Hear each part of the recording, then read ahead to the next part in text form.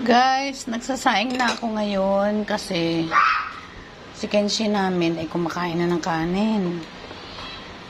Ayan. Lilo! Lilo! Lilo! Lilo! Tuwing kakain siya, isang kutsara lang. Lilo! Lilo! Lilo! Lilo! Kaya, ayan. Tatabi ko lang yung sarap. Lilo! Lilo! Pagkakain siya, kukuha lang ako ng isang kutsara.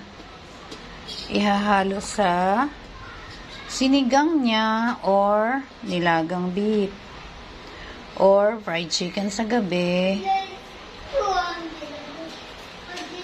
Isang kutsarang kanin.